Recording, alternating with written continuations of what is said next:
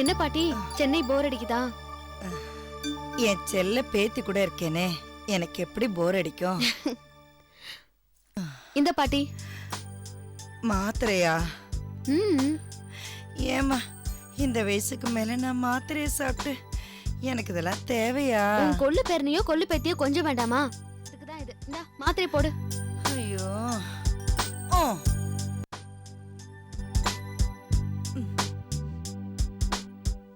என்ன கண்ணாயிரம், எங்க போயிட்டீங்க? உங்களை தேடுறதுக்கு மாமா அனுப்பணுமா? இல்லப்பா, பொழுது போல ஊரை சுத்தி பார்த்துட்டு வருவோன்னு போனேன். ஊராமா இது? ஒருத்தனை போட்டு 4 பேர் அடிக்கிறாங்க. ஒரு பையன் கூட ஏன்னு கேட்க மாட்டான். எல்லா பையனும் வேடிக்கை பார்த்துட்டு போயிட்டு இருக்கான். அப்படியா? நீங்க என்ன பண்ணீங்க? நான் சும்மா இருப்பேனா? நானும் வேடிக்கை பார்த்துட்டு வந்துட்டேன். ஐயோ மாமா, ஒரு முக்கியமான விஷயம். என்ன? வர வெள்ளிக்கிழமை நம்ம பார்வதிக்கா இருக்காங்கல்ல, அவங்க வீட்டுல சுமங்கலி பூஜை பண்றாங்களா? அதுக்கு உங்களையும் என்ன இன்வைட் பண்ணிருக்காங்க.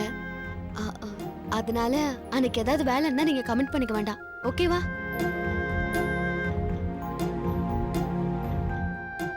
என்ன மாமா ஷாக் ஆயிட்டீங்க? இல்ல மீனா, அது வந்து எனக்கு என்ன அன்னைக்கு வேலை இருக்கா? ஆமா. அதெல்லாம் தெரியாது மாமா, நீங்க கண்டிப்பா வரீங்க, அவ்வளவுதான். என்னம்மா அது? சுமங்கலி பூஜைங்கிறது பொம்பளைங்க செய்ய வேண்டியது. சிவா வந்து என்ன செய்ய போறா? அதானே கண்ணாயிரம் என்ன பாட்டிக்கு நீங்க சும்மா ஜால்ரா அடிக்க வேண்டாம், புரிஞ்சுதா? பாட்டி, நான் எதுக்கு மாமாவை கூட்டிட்டு போறேன்? அங்க பூஜைல வந்து பூ போடுறதுக்கா? அங்க பார்வதி அக்காவும் அவங்க ஹஸ்பண்டும் இருப்பாங்க, அவங்களுக்கு இன்ட்ரோடியூஸ் பண்ணணும்ல, அதுக்கு தான் கூட்டிட்டு போறேன். இங்க பாருங்க மாமா, நீங்க என்ன பண்ணுவீங்களோ எது பண்ணுவீங்களோ எனக்கு தெரியாது, நீங்க கண்டிப்பா வரீங்க, அவ்வளவுதான்.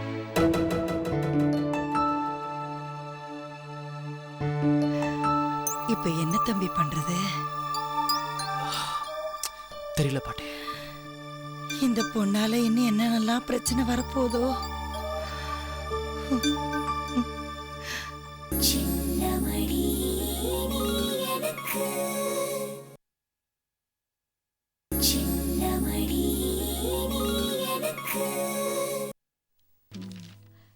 சைலஜா, அந்த சதாசிவம் ஃபண்ட்ஸ் எல்லாம் அனுப்பிச்சிட்டாரா?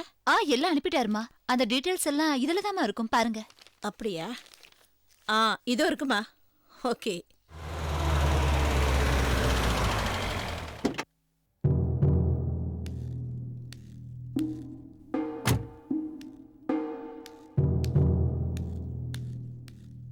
ரொம்ப சந்தோஷமா. அப்புறம் உங்ககிட்ட ஒரு விஷயம் சொல்ல மறந்துட்டேனே. அமெரிக்காவில இருந்து அடுத்த வாரம் நம்ம ஆசிரமத்தோட ஸ்பான்சர் மிஸ்டர் வில்லியம்ஸ் வின்த்தும் அவருடைய ஒய்ஃப் ஃப்ளோராவும் நம்ம ஆசிரமத்தை விசிட் பண்ண வராங்க. ரொம்ப சந்தோஷமா இருக்குமா. கொடுங்க, அங்க வச்சிடுறேன். எக்ஸ்கியூஸ் மீ, உங்க ஆர்ஃபனேஜுக்கு டொனேட் பண்ணலான்னு வந்திருக்கேன். என் பேர் வாசுதேவன். உட்காருங்க. உங்க ஆர்ஃபனேஜ் பத்தி நான் நிறைய கேள்விப்பட்டிருக்கேன். என் டாக்டர் மேரேஜ் அப்பவே இந்த அமௌண்ட் டொனேட் பண்ணணும்னு நினைச்சேன். அப்போ சிச்சுவேஷன் சரியா அமையல. இப்பதான் நேரம் வந்திருக்குன்னு நினைக்கிறேன். ரொம்ப நல்லது சார். இவங்க டாக்டர் சைலஜா மன நிம்மதிக்காக நம்ம ஆசிரமத்துல வந்து தங்கியிருக்காங்க. ஓ, ஹலோ. Hello sir.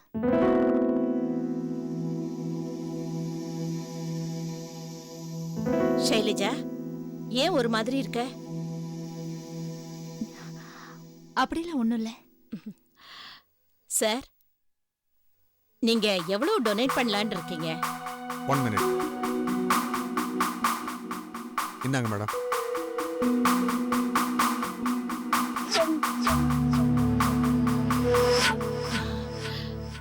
சார், உங்களை மாதிரி நல்லவங்க தேடி வந்து இந்த ஆசிரமத்துக்கு உதவி செய்யறதுனால்தான் எங்களால தொடர்ந்து இந்த இல்லத்தை நடத்த முடியுது. எவ்வளவோ சம்பாதிக்கிறோம், அதுல ஒரு சின்ன பகுதியை நல்ல காரியத்துக்கு செலவழிக்கிறது தப்பு இல்லையே.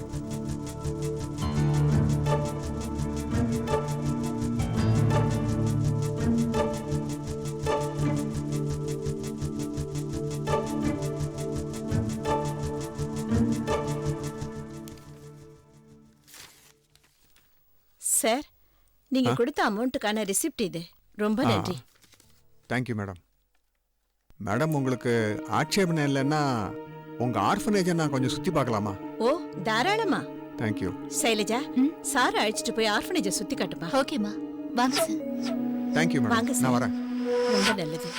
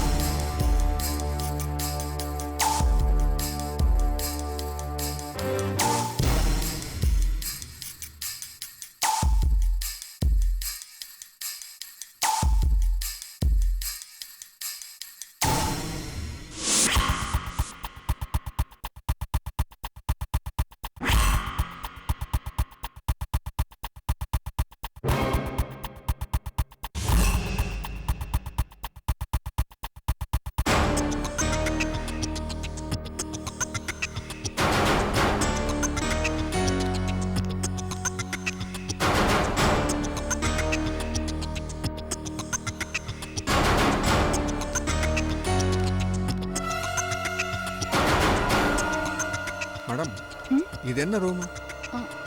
இது ஸ்டோர் ரூம் சார். பூட்டி வச்சிருக்கீங்க? ஸ்டாக் எப்ப வருதோ அப்ப உள்ள வைக்கிறதுக்கும், எப்பப்ப ஸ்டாக் தேவைப்படுதோ அப்ப வெளியே எடுக்கிறதுக்கும் தான் சார் ரூமை திறப்போம். மத்தபடி போட்டு தான் வச்சிருப்போம். ஓஹோ, அப்படியா?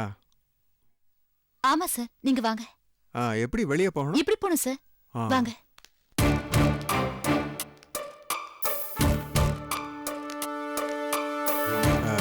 மேடம், நீங்க தப்பா நினைக்கலன்னா ஒன்று கேட்பேன். இந்த சாரி டிசைன் ரொம்ப நல்லா இருக்கு. என் பொண்ணுக்கு இதை மாதிரி ஒன்று வாங்கணும்னு நினைக்கிறேன். இதை எங்க எடுத்தீங்கன்னு சொல்ல முடியுமா? ஓ, இது ரொம்ப பழைய சாரி சார். வாங்கி 2 மாசம் ஆச்சு. இன்னைக்கு காலையில தான் கட்டினேன். என்ன சார் யோசிக்கிறீங்க? இல்ல, அப்போ இப்ப போனா இந்த டிசைன் கிடைக்காது இல்லையா? இத நான் கட்டுறதுக்கு முன்னாடி நீங்க கேட்டிருந்தா நான் இதையே கொடுத்திருப்பேன். இல்ல, அது பரவாயில்ல. நான் என் டாக்டருக்கு வேற எடுத்துக்கிறேன். சரிங்க சார். வரமா?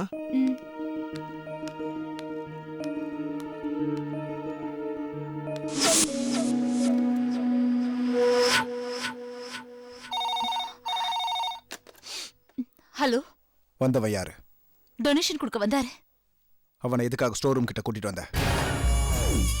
டொனேஷன் கொடுக்க வந்தவங்களுக்கு இந்த இடத்த சுத்தி காட்டுறது இந்த இடத்தோட நடைமுறை. உங்களுக்காக இந்த நடைமுறையில மாத்த முடியுமா? ஏய், என்னடி சத்தம் ஓவரா இருக்கு? பின்ன என்ன, அவங்க இடத்துல நீங்க வந்து உட்கார்ந்துருக்கீங்க. பின்ன வேற என்ன சொல்றது? என்ன ரிமோட் அழுத்தணுமா?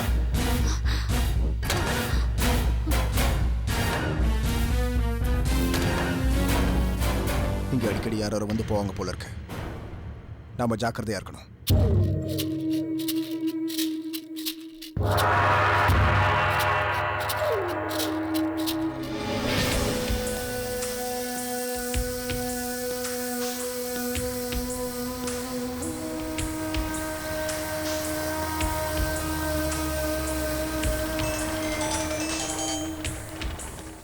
சொல்லுங்க ரவி. ஓகே, நீங்கள் ஸ்பாட்டுக்கு போனீங்களா? நீங்கள் ஸ்பாட்டுக்கு போய் என்கொயரி பண்ணுங்க, நான் வரேன். ஓகே ரவி, நான் அப்புறமா கால் பண்ணுறேன். ஒரு முக்கியமான மேட்டரில் இருக்கேன். ஓகே ஓகே, பாய். அப்பா, என்ன பாச்சு? நீ சொன்ன மாதிரி எல்லாத்தையும் கீனா வாட்ச் பண்ணப்பா. ஷைலஜா கட்டியிருந்தது ஒயிட்ல ப்ளூ ஃப்ளவர் போட்ட சாரி தான்.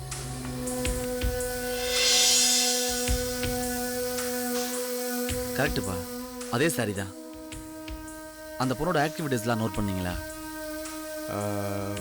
வெளியே பார்க்கறதுக்கு நார்மலாக பிஹேவ் பண்ணுற மாதிரி இருந்தாலும் உள்ளுக்குள்ள ஒரு டென்ஷன் இருந்ததுப்பா அவளுக்கு. அதை என்னால் கன்ஃபார்ம்டாக சொல்ல முடியும்.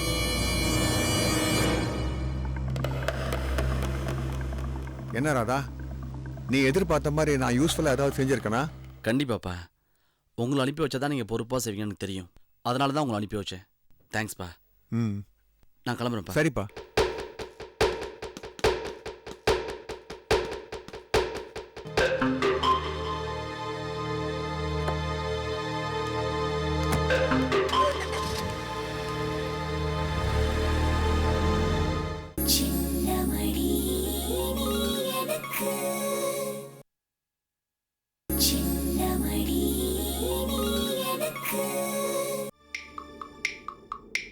அண்ணே, உங்களை ஒரு தடவை மதுரை ஜெயிலையும் ஒரு தடவை வேலூர் ஜெயிலையும் சந்திச்சேன். அதுக்கப்புறம் நானும் உள்ள போல, நீங்களும் உள்ள போல நினைக்கிறேன். ஜானே, சின்ன சின்ன விஷயத்துக்கெல்லாம் வெட்டு குத்துன்னு போறதுல எனக்கு உடன்பாடு இல்லை. பண்ணுனா பெருசா பண்ணி செட்டில் ஆகணும், இல்லைன்னா ஜெயிலுக்கு போகணும். அப்போ ஏதோ ஒரு பெரிய பிளானோட தான் சென்னைக்கு வந்திருக்கிறீங்கன்னு நினைக்கிறேன். ஆமா, உன்னால எனக்கு ஒரு உதவி ஆக வேண்டியிருக்கு. பண்ணுவியா? சொல்லுங்கண்ணே, யாராவது போட்டு தள்ளுமா? போட்டு தள்ளிடுவோம். ஏன்னா நானும் இப்போ வேலை இல்லாம சும்மா தான் உட்காந்துட்டு இருக்கேன்.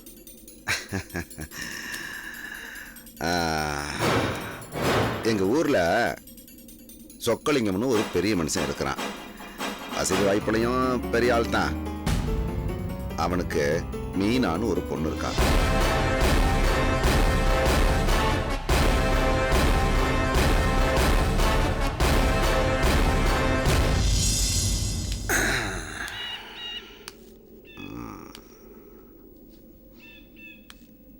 அதான் பிரச்சனை, இவ்வளோ டீட்டெயிலாக இருக்க.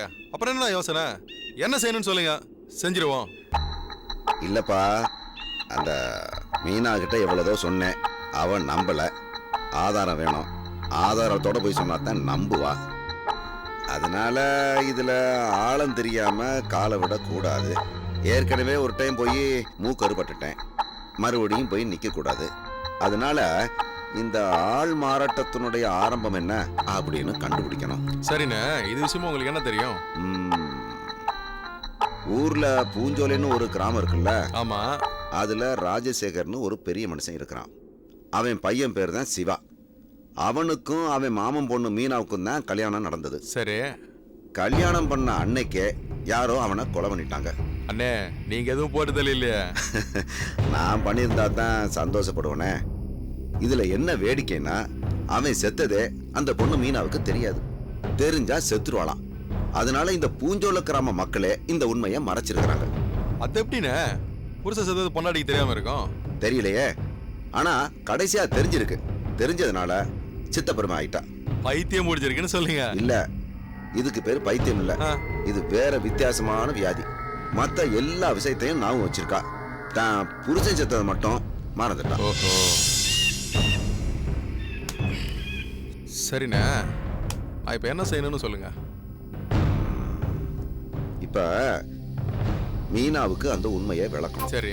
அது மூலமா அவ நிம்மதியை இழக்கணும். அவ நிம்மதி இழந்தா மட்டும் போதாது, அவ அப்பன் மாமன் எல்லாரும் அவங்க நிம்மதி இழக்கணும். அதுதான் எனக்கு நிம்மதி. அண்ணே, இதுல எனக்கு ஒரு விஷயம் புரியவே இல்லை. புருஷ செத்ததை பொண்டாடிட்ட ஒரு நாள் மறைக்கலாம், 2 நாள் மறைக்கலாம், காலம் ஃபுல்லா எப்படி நான் மறைக்க முடியும்?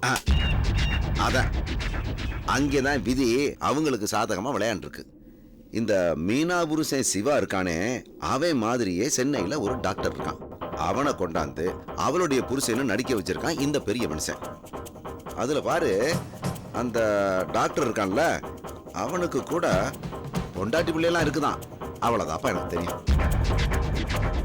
இதுல நான் என்னென்ன செய்யணும் கேளு.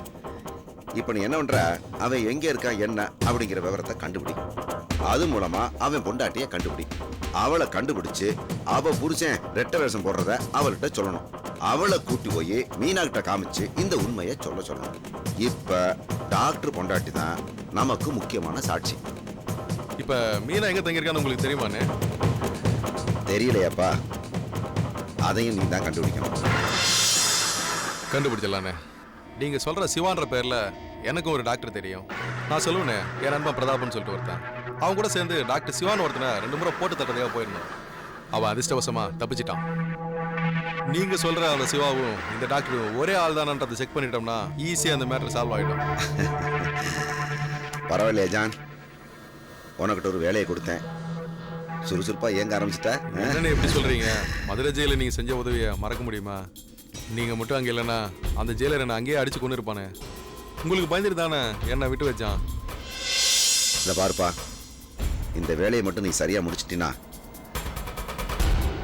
மறுபடியும் நீ ஜெயிலுக்கு போகாத அளவுக்கு உனக்கு ஒரு நல்ல ஏற்பாடு பண்ணி தரேன். சரிண்ணே, ரொம்ப தேங்க்ஸ்ண்ணே. ஏய் பரமேச, வா. என்ன ஜான்? பக்கத்தில் வாதிரி வீட்டுக்கு போயிட்டு டெலிஃபோன் டைரக்டர் வாங்கிட்டு வா. சரி. டெலிஃபோன் டைரக்டர் எதுக்குப்பா? அது சென்னையில் எத்தனை லீடிங் ஹாஸ்பிட்டல் இருக்குன்றத லிஸ்ட் எடுக்கணும் இல்லைண்ணே, அதுக்கு தான்.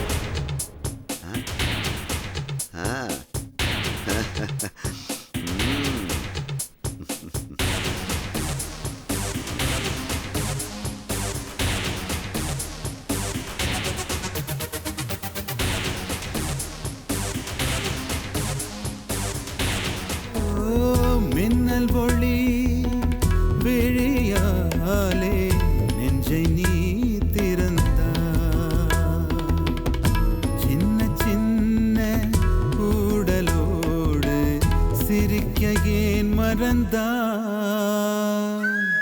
கண்ணில் நிறைந்த கன்னி தமிழே உள்ளம் கலங்காதே, கண்ணில் நிறைந்த கன்னி தமிழே உள்ளம் கலங்காதே, உன்னையல்லாமல் வேறு உறவும் என்னை சேராதே, காற்றும் நானும் காத்து கிடந்த தனிமை தீவினிலே